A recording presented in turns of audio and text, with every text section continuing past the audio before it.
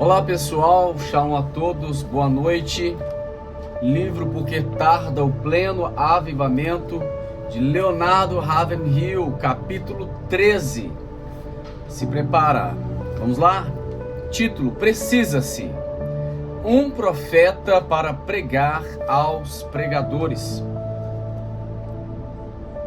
Tentar fazer uma avaliação de João Batista pelos modernos padrões de espiritualidade seria o mesmo que tentar medir o sol com uma fita métrica. No Jordão, a multidão ansiosa indagou a respeito do recém-nascido. Diriam eles: que virá a ser, pois, este menino?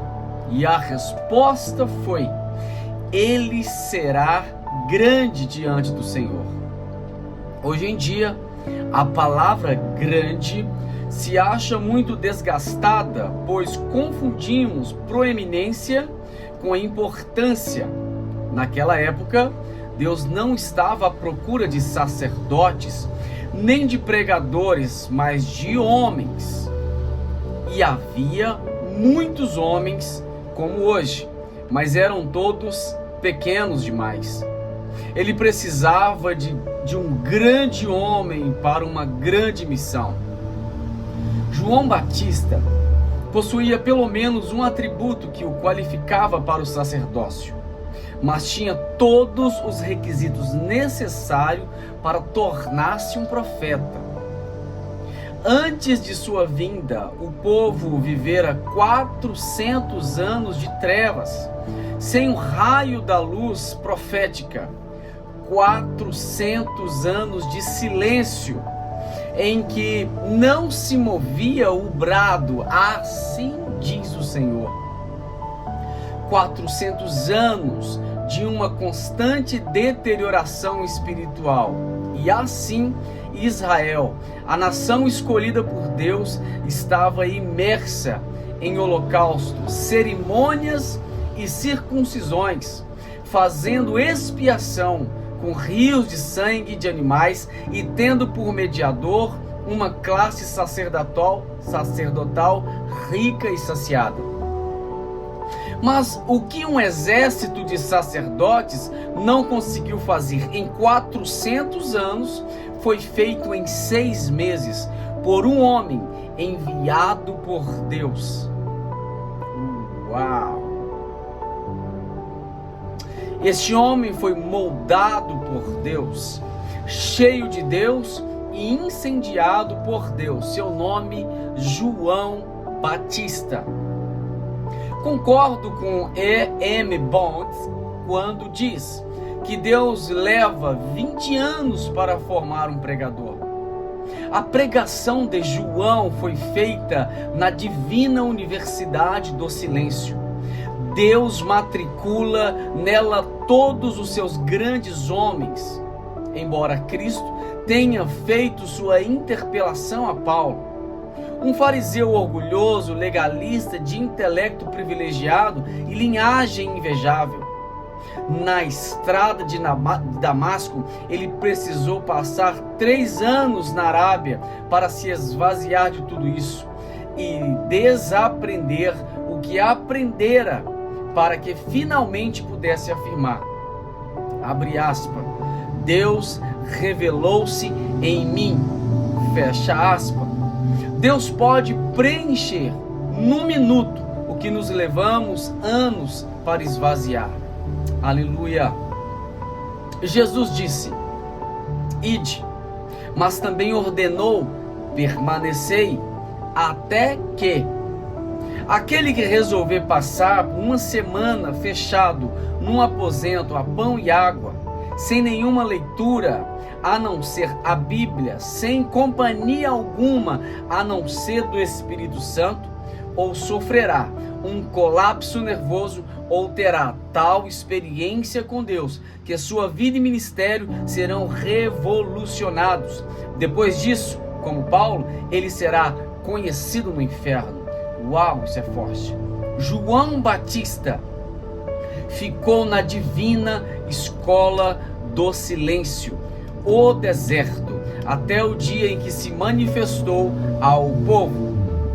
E quem poderia estar mais bem preparado para aquela tarefa de despertar o seu sono carnal, aquela nação entorpecida, do que aquele profeta queimado de sol, batizado com fogo e moldado no deserto e enviado por Deus? Quem poderia? Nos olhos ele trazia a luz de Deus, na luz a autoridade divina e na alma o mesmo ardor de Deus. Como é forte! Quem, pergunto eu, poderia ser maior do que João? É verdade que ele não fez nenhum sinal, isto é, não ressuscitou nenhum morto, mas fez muito mais, ergueu uma nação morta. Muito forte. E esse profeta, vestido de couro, com um ministério de curta duração, era tão ardoroso que sua luz tinha tal brilho que os que ouviam suas mensagens fervorosas, candentes, iam para sua casa e passavam noites insones até que a sua alma se quebrantava em arrependimento. Entretanto, tinha uma doutrina diferente, sem holocaustos, sem cerimônia, sem circuncisão. Tinha uma dieta estranha, sem vinhos, nem banquetes. Tinha roupas estranhas, sem filactérios, nem vestes farisaicas. É verdade, mas João era grande. As grandes águias, pega isso, voam sozinhas.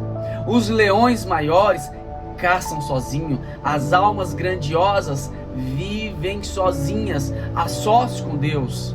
Uau! É muito difícil suportar tal solidão. É impossível apreciá-la a não ser acompanhado de Deus. Realmente, João conseguiu ser grande.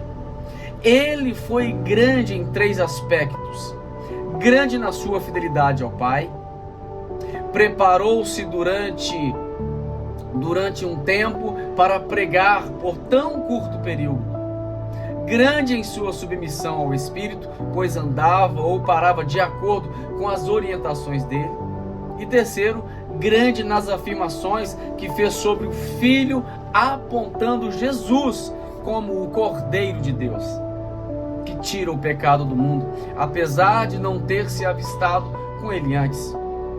João era a voz, João era uma voz. A maioria dos pregadores não passam de ecos, pois se prestarmos bem atenção, saberemos dizer quais os livros que andaram lendo e notaremos que citaram muito pouco do livro. E hoje, só uma voz, voz de um profeta enviado do céu para pregar aos pregadores, conseguiria despertar o coração dos homens. Só quem tem coração quebrantado é capaz de levar outros ao quebrantamento. Uau, eu vou repetir essa frase. Só quem tem coração quebrantado é capaz de levar outros ao quebrantamento. Irmãos, nós temos equipamentos, mas não temos poder. Uau! Temos ação, mas não temos unção. Barulho, mas não avivamento. Somos dogmáticos, mas não dinâmicos. Todas as eras têm iniciado com fogo, e todas as vidas, sejam de pregadores ou de prostitutas, vão findar em fogo. O fogo do juízo para alguns, o fogo do inferno para outros.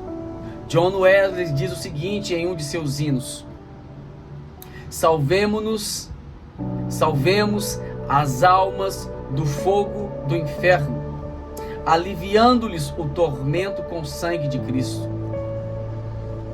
Irmãos, temos uma só missão: salvar almas, e no entanto, elas estão perecendo. Pensemos nisso. Existem milhões, centenas de milhões, talvez milhares de milhões de almas eternas que precisam de Cristo. E sem a vida eterna, elas irão perecer. Ah, que vergonha para nós, que horror, que tragédia! Cristo não desejava que ninguém se perdesse.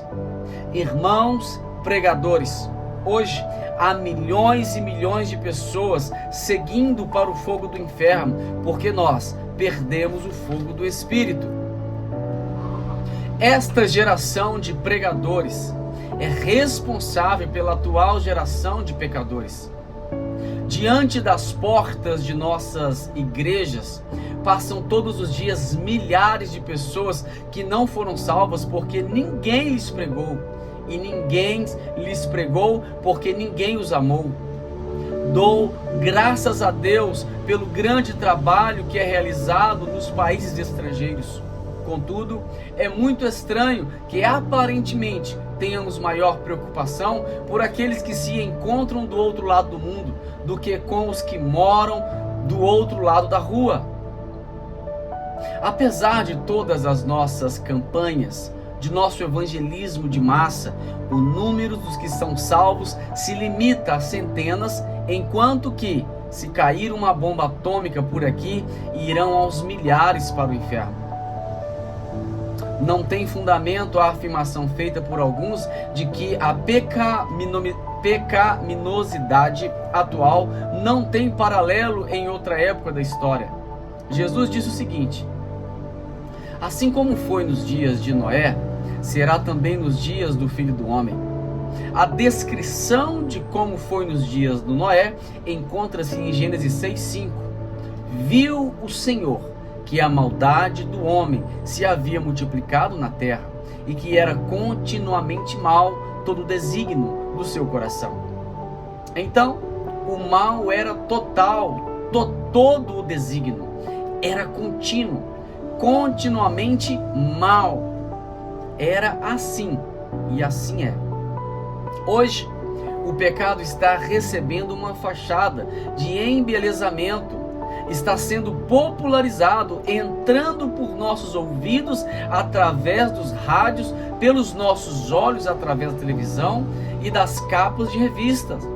Os membros de igrejas se acham saturados das pregações e cansados dos ensinos que ouvem, e estão saindo dos cultos da mesma forma como entram, sem visão e sem fervor algum. Ó Deus, envia-me para esta geração 10.000 João Batistas para arrancar os curativos que os moralistas políticos colocaram sobre o pecado das nações. Assim como Moisés não pôde deixar de notar a sarça que ardia, assim também ninguém vai se enganar quando vir um homem em chamas. Isso é muito forte. Deus vence um fogo com outro fogo. Quanto mais fogo houver nos púlpitos, menos pessoas haverá no fogo do inferno. Uau, pega isso. João Batista foi um homem diferente com uma mensagem diferente. Assim como um réu acusado de um assassinato empalidece ao ouvir o juiz pronunciar a sentença, culpado, assim também aquele povo ouviu de João clamar: arrependei-vos. E esse clamor ecoou nos recessos de sua mente, despertando lembranças, fazendo pesar a consciência e levando a buscar o batismo. Dominados pelo terror, e após o Pentecostes, a pregação de Pedro, que acabara de receber o batismo de fogo do Espírito Santo, abalou aos ouvintes de tal modo que eles clamaram: que faremos, irmãos? Imaginemos que alguém lhe respondesse: assine este cartão de membro, passe a frequentar esta igreja regularmente, dê sempre os dízimos. Não, 1000 vezes não. Inspirado pela unção do Espírito, João dizia: arrependei-vos. E eles se arrependeram. Mas arrepender não é simplesmente derramar algumas lágrimas no altar. Também não é ter remorso, nem emoção, nem passar por uma reforma pessoal. Arrepender-se é mudar de ideia com relação a Deus, ao pecado e ao inferno. As duas maiores forças da natureza são o vento e o fogo. E as duas se uniram no dia de Pentecostes. E aquele abençoado grupo, reunido no cenáculo como vento e fogo, se tornou irresistível, incontrolável e imprevisível. E o fogo que ardia neles extinguiu a violência do fogo. Deles saíram chamas missionárias, centelhas que incendiaram o coração de mártires e atearam o fogo do avivamento. Há cerca de 200 anos, Charles Wesley cantava: "Ah, que fogo sagrado possa começar a arder em mim e queime a escória dos desejos vis e faça os montes ruir." E o Dr. Rich levantou o seguinte clamor: "Sopra em mim o fôlego divino, até que eu me torne inteiramente teu, até que o que há de terreno em mim arda com o fogo dos céus." O fogo do Espírito Santo destrói, purifica, aquece, atrai e enche de poder. Existem alguns crentes que não sabem precisar a data em que foram salvos. Mas ainda não conheci ninguém que tenha sido batizado com o Espírito Santo e com fogo que não saiba dizer o momento em que isso aconteceu. São homens que abalam os povos e os que conquistam para Deus, como John Wesley, que nasceu do Espírito, foi cheio do Espírito e viveu sempre no Espírito. Os automóveis só rodam depois que recebem a centelha da ignição. As pessoas que não se movem, nem se comovem, são as que não receberam ainda o fogo do Espírito. Amados irmãos, a Bíblia fala de uma sentença mais pesada para os pregadores. Para eles haverá maior juízo. Tiago 3:1. Pode ser até que, quando eles estiverem perante o trono do julgamento divino, os pecadores lhe digam: "Pregador, se o Senhor tivesse o fogo do Espírito, eu agora não estaria indo para o fogo do inferno." Como John Wesley, eu também creio que os crentes precisam experimentar o arrependimento. A promessa do Pai é para você. Então agora, onde quer que esteja, numa missão no estrangeiro, numa casa rica e confortável ou num gabinete pastoral, se estiver sentindo-se quebrantado, pronto a render-se às armas, ajoelhe-se e faça suas palavras da seguinte oração: "Manda, Senhor, o fogo para fortalecer o meu coração, e eu viva para salvar o mundo que está perecendo. Em teu altar, agora eu deposito minha vida, o meu ser. Em sinal de aceitação dessa minha oferta, peço-te, envia sobre ela o fogo divino." Uau! Essa palavra foi de Bolt Tucker, essa oração.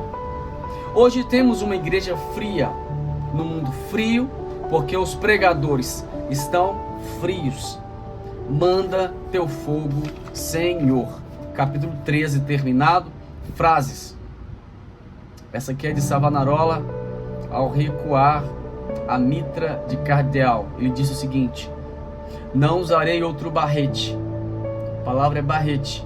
"Senão o de Marte, envermelhado pelo meu próprio sangue." Uau!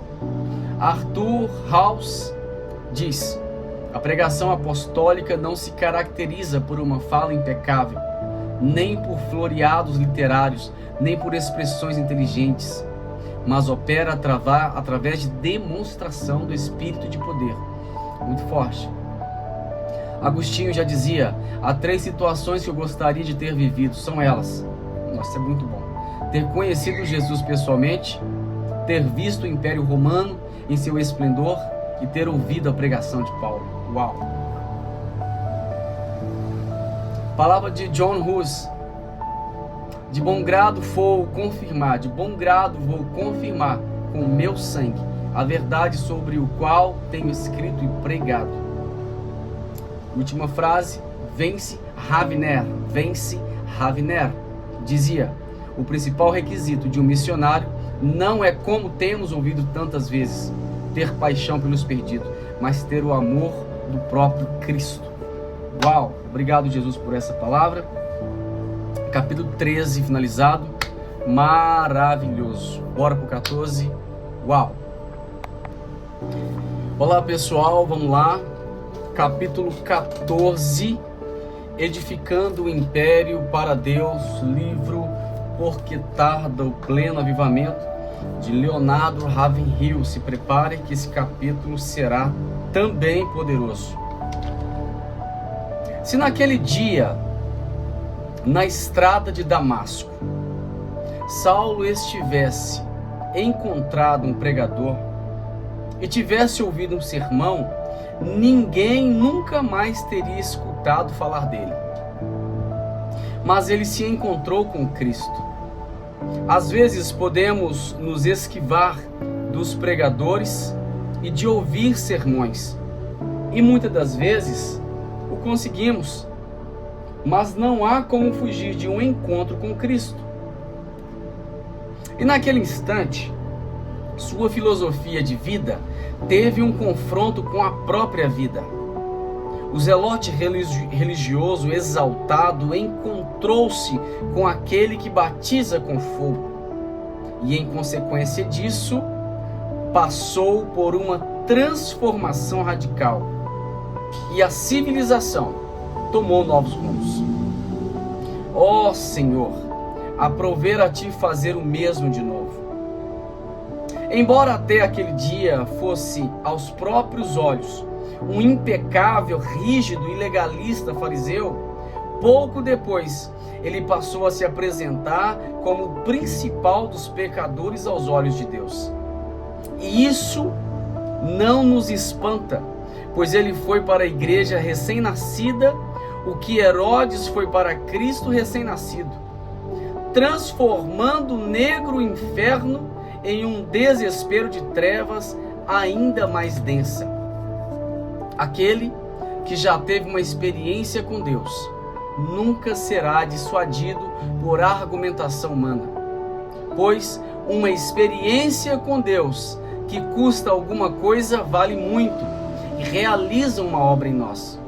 O que Paulo vivenciou naquele dia não foi um experimento, foi uma experiência.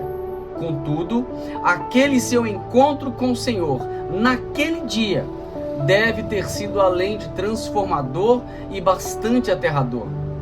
Ele teve uma visão de Deus que o cegou, pois foi mais resplandecente que o sol.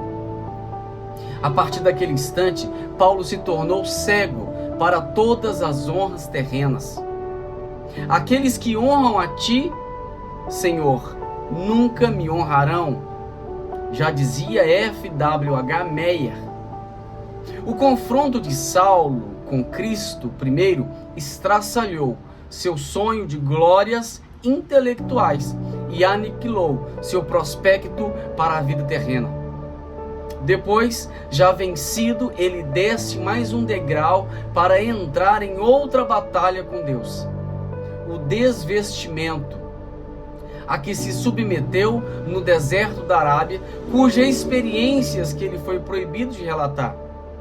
E de alguma forma, esse conquistador de almas para Cristo, com seu intelecto privilegiado e sua maravilhosa linhagem, recebeu seu Senhor, não apenas como um substituto, mas também como Senhor da sua vida.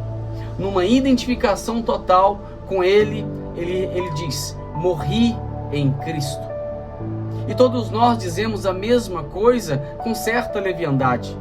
Além disso, Paulo afirma em total triunfante: Cristo vive em mim. Vamos entender esse fato? Será que se dessemos esse mesmo testemunho, nossos amigos o confirmariam ou ririam de nós? Mas está dedicado o servo do Salvador, ergueu-se entre a cinza no seu ego destruidor, para ser o Sansão do Novo Testamento, arrancando os portões da história com os ferrolhos de tudo e lavando os estábulos da corrupção asiática com o sangue de Cristo. Que homem abençoado! Depois de obter a paz com Deus, Paulo declarou guerra a tudo que era contra Deus. Primeiro, ele encantou os intelectuais de Atenas com o seu doce e novo cântico do Evangelho, mas terminou seu hino abruptamente, lançando mão da trombeta da ressurreição, o que espantou os atenienses, fazendo com que fugisse assustado com a dureza dessa verdade. Mas o que fazia esse homem rir das difíceis barreiras que enfrentava? Porque morria diariamente? Qual a razão de possuir força inigualável para enfrentar as adversidades que enfrentou? 2 Coríntios 11. Que explicação racional se poderia dar para o fato de haver suportado um fardo tão pesado? A resposta não está em nenhuma ideia que possamos ter, mas no bem redigido diário que deixou, onde expõe a sua alma. Por mais espantoso que isso possa parecer, ele fez a afirmação como: já não sou eu quem vivo, Cristo vive em mim. Gálatas 2:20. Pensamos bem nisso. Ele não está afirmando que acredita no nascimento virginal de Jesus, nem diz crer que ele ressuscitou, embora naturalmente cresce nesse fato. O que ele diz é: Cristo vive em mim. Antes ele encontrava nas profundezas da pecaminosidade. Não sou eu, mas o pecado que habita em mim. Ele fala isso em Romanos 7:17. Mas saiu de lá e atingiu o ápice da espiritualidade. Já não sou eu quem vive, Cristo vive em mim. Repete ele em Gálatas 2:20. Que grandiosa transformação de vida! A vida de Paulo foi exemplar. Ele não era uma placa de sinalização, ele era um verdadeiro guia. Ouçamos o que ele diz: o que também aprendestes e recebestes e ouvistes e vistes em mim, nisso praticai. Olha isso, Filipenses 4:9. Era realmente uma carta viva, mas a vida dele foi totalmente também excepcional. Será que alguém seria tão obtuso a ponto de afirmar que temos as mesmas abnegação de Paulo? Parece que a melhor descrição para nós é: cada um se desviava pelo seu caminho. Ele foi excepcional pelo fato de haver escrito tantas cartas e fundado tantas igrejas. Mas vejamos, outra vez a lista de adversário que suportou o que se encontra em 2 Coríntios 11. Será que ele está querendo mostrar-se mais sofredor que os outros mártires? Ou apresentar suas qualificações para ser incluído entre os santos? Nada disso. Para ele, a posição, a linhagem, os privilégios são como um refúgio para ganhar a Cristo. E ele o ganhou por sua obediência constante. Ele se mostrou excepcional em meio ao sofrimento que lhe era imposto por outros, mas também foi excepcional na oração que praticava por decisão pessoal. Se hoje houvesse mais crentes de oração, haveria também mais pessoas preparadas para o sofrimento. A oração desenvolve em nós o tônus espiritual, mas também nos acarreta mais sofrimentos, dá-nos resistência espiritual e nos faz crescer em santidade, faz-nos fortes em espírito e traz sobre nós o fogo do Espírito. Paulo invoca o testemunho do Espírito Santo para atestar sua declaração de que ele preferia ser anátema, para que seus irmãos fossem salvos. Romanos 9:3. Madame Guyon fez uma oração quase idêntica. David Brainerd e John Knox também foram homens de sentimentos semelhantes. Quando foi, irmãos, na onde foi que já ouvimos uma oração assim? Nossas orações são muito mesquinhas e por isso não obtemos grandes resultados. O princípio que rege a oração é o mesmo da colheita. Se semearmos pouco, colheremos pouco, mas se semearmos muito, colheremos em abundância. O problema é que estamos querendo colher muito sem ter aplicado. A vida de Paulo também estava em expansão. Infelizmente, muitos de nós não estamos satisfeitos em colher apenas os restos do ministério de outros. Mas o apóstolo Paulo não edificou sobre o fundamento de ninguém. 1 Coríntios 3,10, pois sua mente não se achava presa a dogmas, a ponto de tornar-se uma máquina eclesiástica e remoer incessantemente os mistérios filosóficos.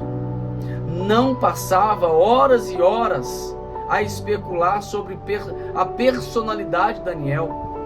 Tão pouco foi refugiar num laboratório para dissecar verdades espirituais ou rotular cápsulas teológicas, nem também se punha congratular-se consigo mesmo por sua capacidade de burilar termos que iriam ser empregados em futuros credos cristãos.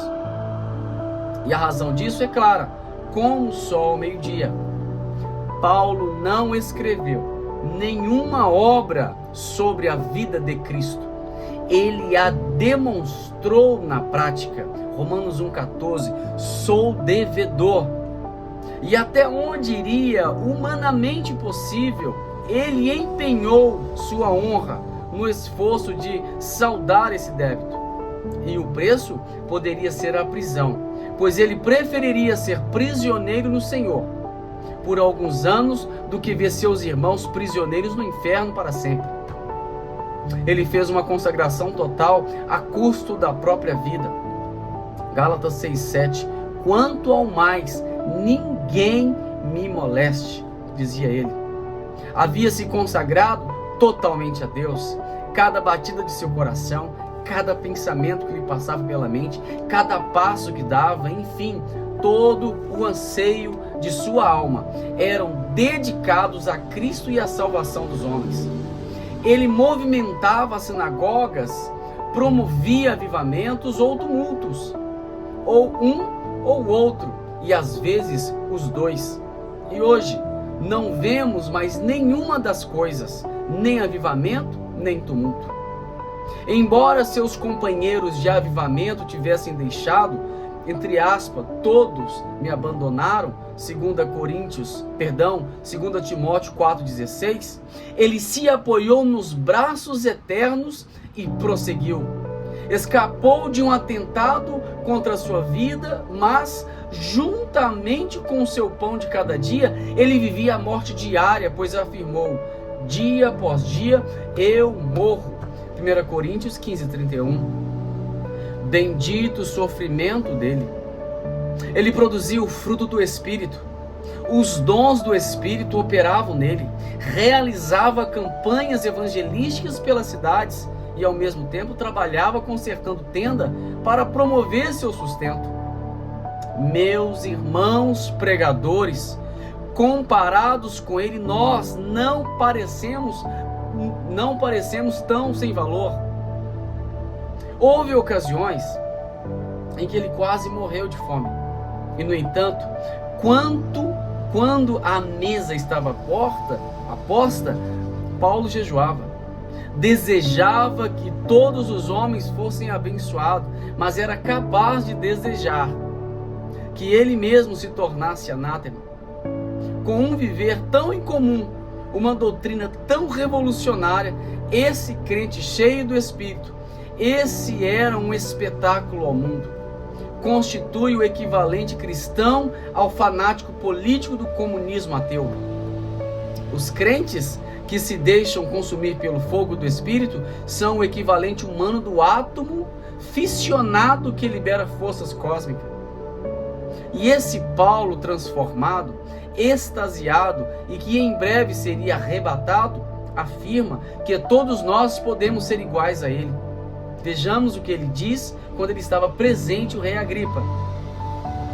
Assim Deus permitisse que, por pouco ou por muito, não apenas tu, ó rei, porém todos o que hoje me ouvem se tornassem tais qual eu sou, exceto essas cadeias.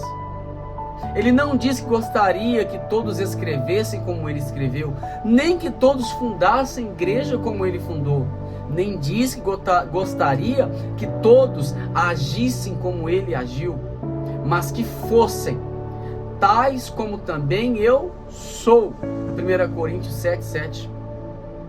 E o mesmo Espírito que havia em Paulo pode estar em nós, para que nós, como ele, possamos identificar-nos com Cristo em sacrifício, ainda que não em serviço. E aonde isso iria levar-nos, meus irmãos? Não sei, nem anjos, nem homens sabem, mas sei onde isso começa: com uma vida transformada. Não a vida que nós mesmos vivemos, mas aquela que Cristo vive em nós. Paulo viveu de forma gloriosa e morreu em triunfo, porque se identificou com Cristo no sacrifício e no sofrimento. E nós também podemos viver e morrer dessa forma. Basta o que queiramos. Uau! Frases. Martinho Lutero: a única fé que salva é daquele que se ativa em Deus para viver ou morrer. Uau! Dr. J.S. Stewart dizia ele: todas as vezes em que Cristo, que a Igreja de Cristo, experimentou uma onda de avivamento, foi por ela conduzida de volta à realidade e uma consagração pessoal. Milhares e milhares de pessoas redescobriram o apóstolo Paulo e se entusiasmaram de novo com a música de sua mensagem. Uau! Dr. J.H. Jowett: corações que não choram nunca poderão ser arautos da paixão de Cristo. Meu Deus! Uau! Uau! Que coisa linda! Esse foi o capítulo 14 do livro Porque Tarda o Pleno Avivamento. Se prepara, o capítulo 15 está chegando.